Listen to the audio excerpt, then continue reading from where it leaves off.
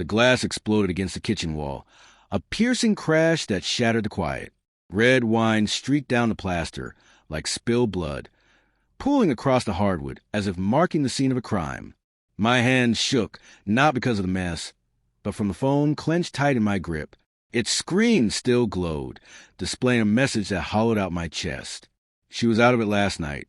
Barely knew her own name. He made sure of that. Across the table, my wife, Lena, sat frozen, eyes wide, lips parted, words caught somewhere between disbelief and guilt. The air between us felt heavy, suffocating, like the truth we'd both been avoiding had finally forced its way into the light. For weeks, I'd sensed something wrong. A subtle discord, like a familiar tune played just a little off-key. Lena's late nights at the firm, the unfamiliar perfume clinging to her clothes, her laughter sounding rehearsed whenever she mentioned her boss, Victor. I told myself it was stress, ambition, maybe even my own paranoia. But Claire's text, her co-worker, wasn't paranoia. It was a knife through 10 years of fragile trust. Victor had drugged her, took her to a hotel after a client dinner. She hadn't even known where she was. My stomach twisted, acid burning up my throat as I pictured it. Her helpless, confused, while I sat at home scrolling through emails, blissfully unaware. "Lena," I said, my voice low and raw. "What happened last night?" Her hands writhed in her lap, fingers nodding as though she could choke the question out of existence. "I don't know," she stammered, her voice breaking. "I remember the dinner, the wine, then nothing. I woke up in my hotel room alone. I thought I'd just had too much to drink." Her eyes, normally fierce, now looked glassy, desperate. I swear I didn't know. I wanted to believe her. God, I wanted to. But doubt coiled inside me like a living thing. Why hadn't she said she'd felt strange? Why had she brushed off my questions about those late-night meetings with Victor? I sank into a chair, the wood creaking beneath me, my gaze fixed on the crimson stain bleeding across the wall. The smell of wine lingered, fermented grapes and betrayal, thick enough to taste. The next morning, I drove to Victor's office. The city smeared past my windshield, neon lights flickering in the dawn, horns blaring. The indifferent pulse of a world moving on while mine unraveled. His firm occupied a gleaming glass tower, sharp, cold, arrogant, a shrine to men who took whatever they desired. I didn't have a plan, just a fury that burned hotter with every echo of my footsteps on the marble floor.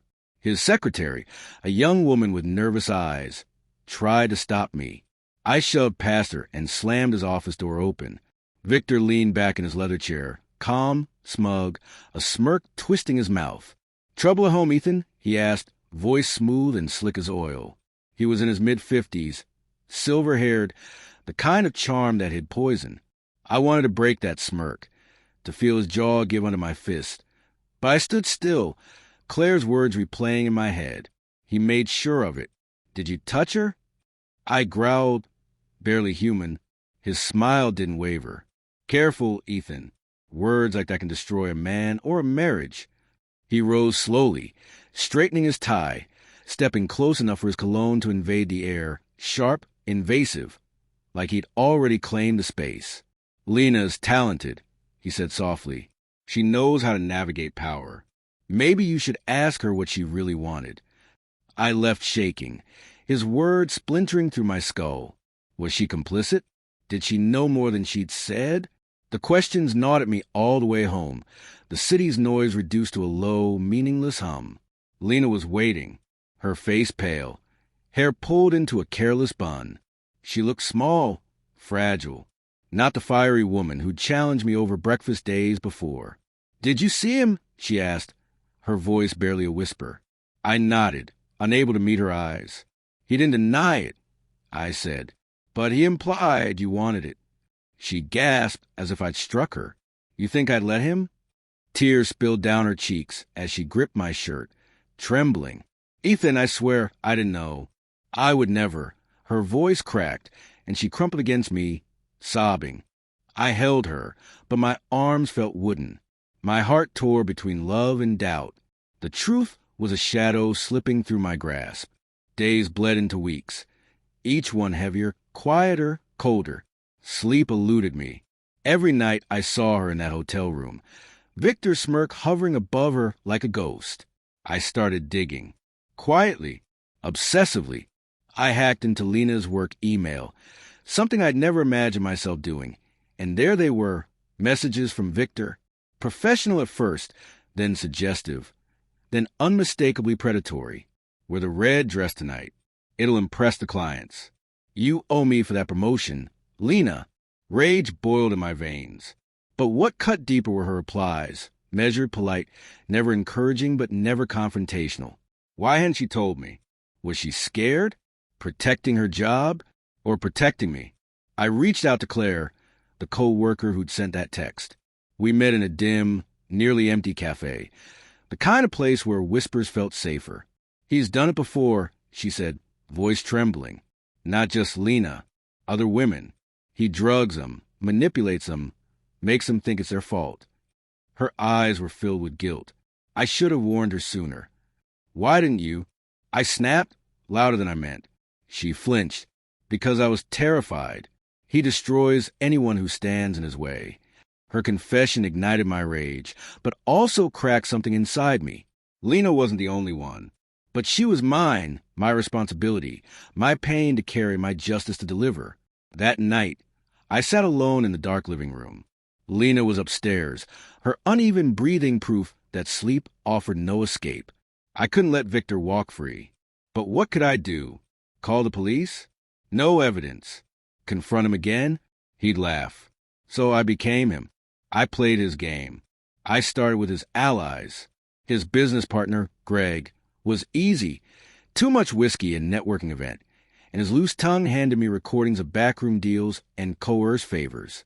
His daughter, Elise, was harder. 22, bright, but lonely, desperate for her father's approval. I met her at a charity gala, offered a sympathetic ear, let her talk. She didn't know about Lena, but she knew enough. I never touched her. Despite what people would assume, I couldn't cross that line. But I let her think I might. Just long enough to get what I needed, his private emails. Each move left a bitter taste, like I was trading away pieces of myself. But the deeper I dug, the clearer it became.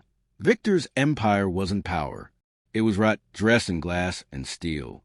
The reckoning came at his annual gala, a glittering spectacle in a penthouse high above the city. Lena didn't want to go, but I insisted. She needed to see.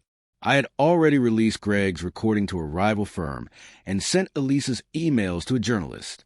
As Victor stood at the podium mid-speech, his phone buzzed. Once, twice, again. His expression faltered, his voice stumbling over practice lines. No one else noticed, but I did. So did Lena. She grabbed my hand, her grip trembling. What did you do? Enough, I said, my voice steady for first time in months. By morning, his kingdom was collapsing. Lawsuits, investigations, betrayals. Even Elise turned against him.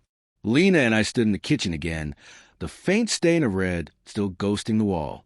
She looked at me, eyes searching. Did you do this for me or for yourself? I said nothing, because I didn't know. I destroyed him, yes, but in the process, I'd broken something between us too. Trust doesn't heal cleanly, it scars. And as I looked at her across that silent kitchen, I wondered if she could still see the man she once loved, or if I'd become the very monster I'd sworn to destroy.